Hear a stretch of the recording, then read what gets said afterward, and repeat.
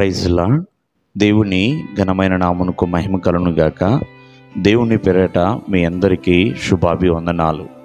ఈ ఉదయకాలము దేవుని వాక్యాన్ని మనం విందాం. యెషయా గ్రంథము 59వ అధ్యాయము 1వ వచనము. రక్షింపనేరకయుండునట్లు యెహోవా హస్తము కొరచ కాలేదు.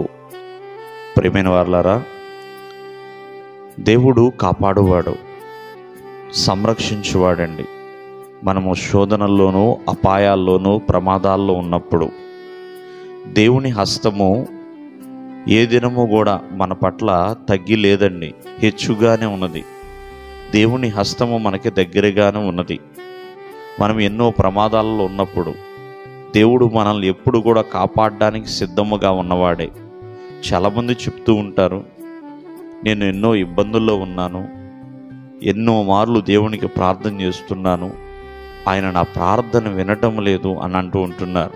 ప్రియమైన వారలారా, కింద వచనంలో రాస్తున్నాడు, మన దోషాలు దేవునికి మనకి అడ్డం వస్తున్నాయంటండి. పాపములు ఆయన ముఖము మీకు కనపడకుండా మరుగు చేస్తున్నాయంట. కాబట్టి దేవుని యొక్క కాపుదల నీ జీవితానికి రాకుండా అడ్డుపడేది నీవు చేసిన పాపం. అది గమనించాలి. కాబట్టి ఆ పాపముని ఒప్పుకొని విడిచిపెట్టేయాలి. అప్పుడు దేవుని యొక్క కాపుదల నీ మీద, నీ కుటుంబం మీద ఉంటుందండి. ప్రభువాను నువ్వు పిలుస్తున్నావు, యేసయ్యా అంటూ మొర్ర పెడుతున్నావు.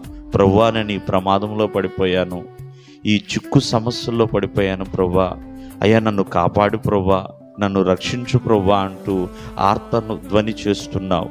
ప్రియమైన వారలారా, దేవుడు మన రాకపోకలు యందు మనల్ని కాపాడుతున్నాడు.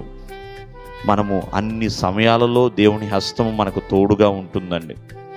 ఒకసారి ఆలోచన చేస్తే, షద్రక్, మెషక్, అబేద్నెగోకి అగ్నిగుండంలో దేవుడు కాపాడలేదా? దానియేలుని సింహాల బోనులో కాపాడలేదా? ఐగుప్తు దేశంలో యోసేపును దేవుడు కాపాడలేదా? మరి ఈ రోజు వరకు కూడా ఇలా బ్రతుకున్నామంటే దేవుని ఇచ్చిన కాపుదల కాదండి. దేవుడు ఎల్లప్పుడూ కూడా కాపాడుతూనే ఉన్నాడు. అది మనం గమనించి దేవునికి ఎల్లప్పుడూ స్తోత్రగానాలు చేయాలి. దేవుడు మిమ్మల్ని ఆశీర్వదించును గాక. ఆమేన్.